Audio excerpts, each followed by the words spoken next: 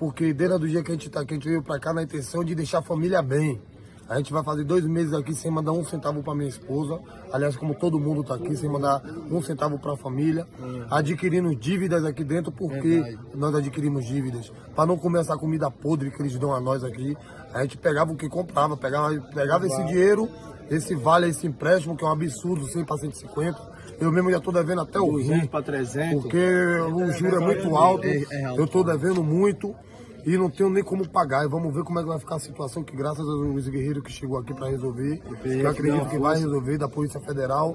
E a gente vai pegar, vai resolver essa situação e vai todo mundo voltar para suas casas, que de lá, que era onde nós deveríamos estar, não era para nós nem ter saído de lá.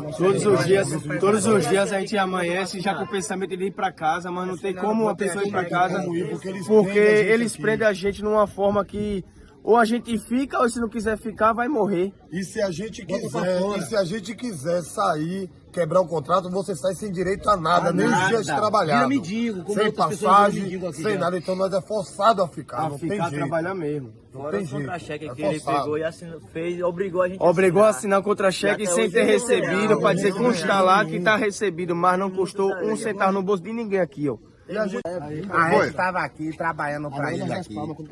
Quando chegava aqui, saía 4 horas da manhã, ia para as fazendas trabalhar catando uva. Quando chegava na hora, e chegava 10, 11 horas da noite aqui, o carro largava a gente lá, esperando o tempo todo, não ia pegar, tratava a gente como bicho, falta de respeito.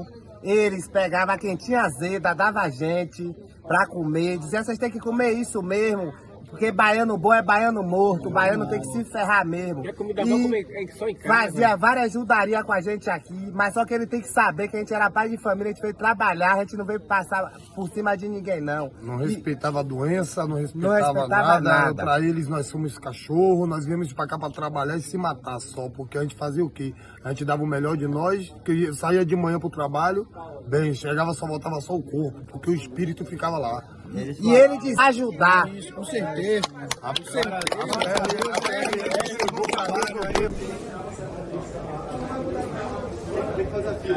Eu gostaria de tratar um assunto na pauta de hoje que é muito importante e que afeta boa parte dos produtores da Serra Gaúcha em outras regiões e que é falta de mão de obra para o trabalho do campo. E eu vivo falando isso desde que estou aqui.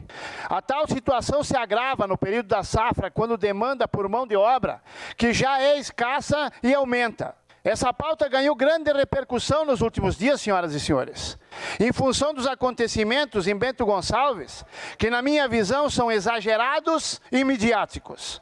Me deparei com uma avalanche de críticas e até ofensas a empresas e empresários do setor vitivinícola, que hoje eu ouvi falar aqui, né, da Estrada do Vinho, que sob a minha ótica são desmedidas e injustas. Temos que botar eles no hotel 5 estrelas para não ter problema com o Ministério do Trabalho? É isso que nós temos que fazer? Gente, eu só vou dar um conselho. Agricultores, produtores, empresas agrícolas que estão nesse momento me acompanhando, eu vou dar um conselho para vocês. Não contratem mais aquela gente lá de cima. Conversem comigo, vamos criar uma linha e vamos contratar os argentinos. Porque todos os agricultores que têm argentinos trabalhando hoje só batem palma. São limpos, trabalhadores, corretos, cumprem o horário, mantêm a casa limpa e no dia de ir embora ainda agradecem o patrão pelo serviço prestado e pelo dinheiro que receberam. Em nenhum lugar do estado, na agricultura, teve um problema com um argentino ou com um grupo de argentino. Agora, com os baianos, que a única cultura que eles têm é viver na praia tocando tambor, era normal que se fosse ter esse tipo de problema. Então eu quero dizer, ó, deixem de lado que isso sirva de lição.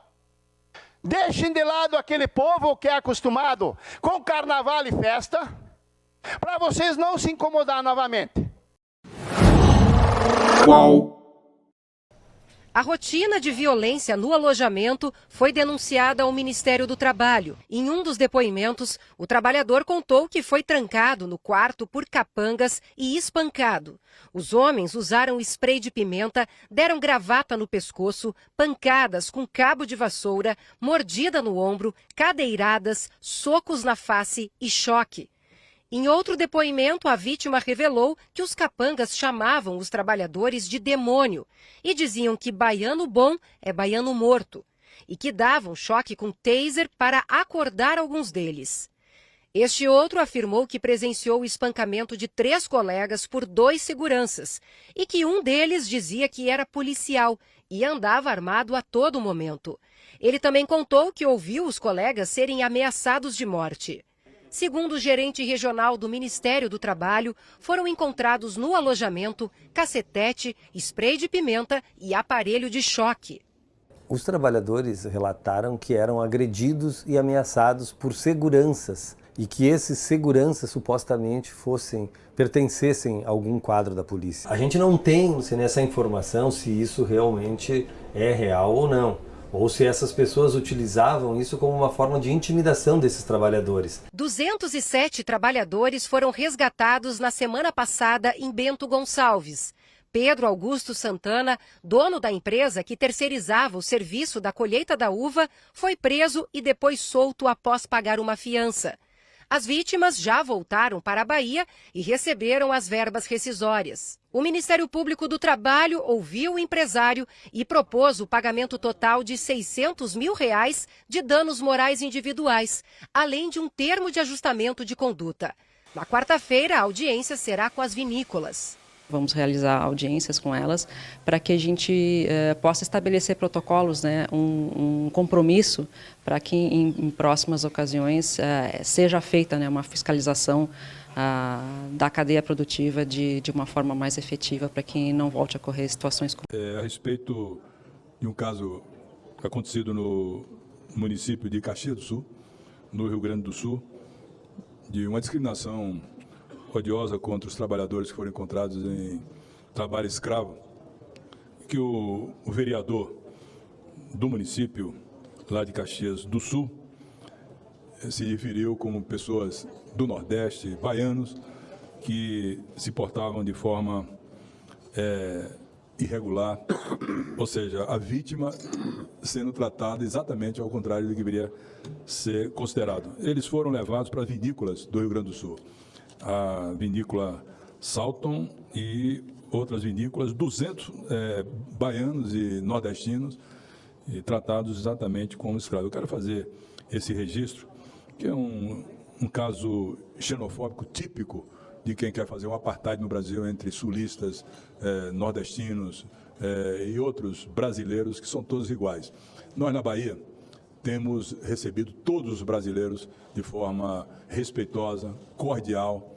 O meu estado, no oeste da Bahia, praticamente todo o setor do agronegócio, o próprio senador Jaime Campos sabe disso, tem gaúchos, catarinenses, paranaenses, cariocas, da cultura baiana, abraçar todos de forma igual, sem nenhuma discriminação.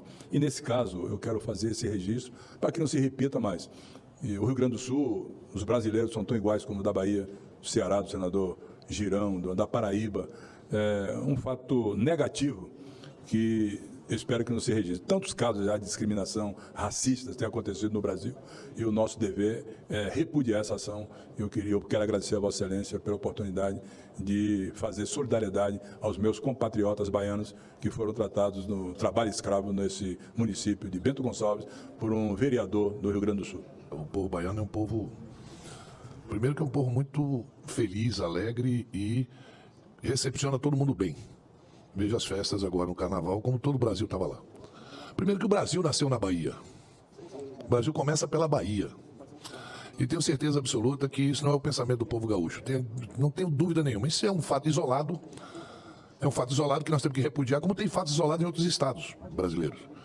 Mas toda a nossa solidariedade, primeiro, a essas pessoas que saíram dos seus estados e estão em todos os estados brasileiros tentando construir uma vida melhor, tentando trabalhar, tentando fazer o melhor. E isso, São Paulo acolheu, o Nordeste, o Rio de Janeiro acolheu, outros estados acolheram. O meu estado, os soldados da borracha foram os grandes heróis na década de 40, quando o Amazonas era o maior produtor de borracha, e feito por nordestinos. Por nordestinos. Da mesma forma, como os estados do Norte receberam gaúchos, catarinenses, mato-grossenses, mineiros, que foram para o Norte e lá foram bem recebidos para tentar ganhar a vida, como o pai do nosso presidente Rodrigo Pacheco, que foi para Rondônia e lá nasceu O atual presidente, lógico, está em Minas, tem a história política em Minas, mas nasceu em Rondônia, no estado de Rondônia. Da mesma forma que o Jaime conhece bem, governou seu estado, sabe da importância que tem os nordestinos para o Brasil. E principalmente a Bahia, aonde é o berço do Brasil, da onde nasce o Brasil, da onde vem uma cultura excepcional, respeitada por todos nós. Mas esses fatos isolados, infelizmente, existem. Existe sim separatistas, existe sim esse tipo de pensamento, infelizmente. E muito deles, hoje em dia, senador Otto, nos últimos anos, potencializados por quem presidia esse país. Fazendo uma divisão clara, com posicionamentos da mais alta autoridade brasileira em relação às brincadeiras com os nordestinos, com pessoas de cor. Isso foi potencializado, e quando você potencializa e uma pessoa vê a mais alta autoridade do país falando isso, é lógico que o pessoal também se sente com o direito de achar que pode fazer esse tipo de coisa. Nossa solidariedade total ao povo baiano, e tenha certeza o repúdio ao fato isolado de uma pessoa que mora lá no Rio Grande do Sul, que infelizmente se posiciona dessa forma. Tenho certeza que o povo gaúcho, que tem negros, tem nordestinos, tem nortistas morando lá, que ajudaram a fazer aquele estado que é o Rio Grande do Sul hoje. Lembro que em 2004, o presidente Lula, no seu primeiro mandato, mandou um documento para a Câmara pedindo para os parlamentares não votarem esse famigerado projeto PL 4302, que aqui eu já citei, já comentei. Desrespeitaram o pedido e aprovaram. É importante sublinhar que relatei o PLS 432 de 2013, que regulamenta a emenda constitucional 81. E ali também eu fui duro no sentido de combater o trabalho escravo. Eu sempre digo, senhor presidente, aqui eu vou terminar, que qualquer processo de regulamentação da terceirização, especificamente da atividade fim, não pode transformar-se na legalização do trabalho escravo. Porque trabalho escravo, você não pode regulamentar, você tem que proibir. Tem que proibir. Enquanto empregadores obtêm lucros exagerados na terceirização, os trabalhadores escravizados sofrem perdas econômicas e sociais gigantescas. Eles se tornam prisioneiros de um processo vicioso, do qual não tem forças para sair, para fugir, para escapar. São condenados à eterna miséria, à ignorância e à marginalidade social. Portanto, uma das formas, não só de fazer crítica, mas de apresentar proposta, portanto, uma das formas de combater o trabalho escravo é, primeiramente, acabar com a terceirização na atividade fim. Veja, não estou dizendo que isso conta toda a terceirização, mas a atividade fim não pode. A atividade fim da empresa está provado que não pode, e aí facilita o trabalho escravo. Fazer forte investimento nos órgãos de fiscalização, valorização dos profissionais, mais verba do orçamento da União, e a última parte, senhor presidente, as empresas precisam ter responsabilidade social. Aumentar a consciência da sociedade, que se façam campanhas nacionais e regionais, que as escolas tratem do assunto trabalho escravo. O Estatuto do Trabalho, do qual sou relator, trata deste assunto. Ali nós buscamos a solução. Por fim, presidente, como dizia Ulisses Guimarães, eu fui constituinte, e ele dizia, senadores e deputados, senhores parlamentares, votem, votem, ouçam a voz rouca das ruas, votem. Vida longa às políticas humanitárias. Eu sonho um dia voltar a essa tribuna e poder dizer que no meu país, nosso querido Brasil, não existe trabalho escravo.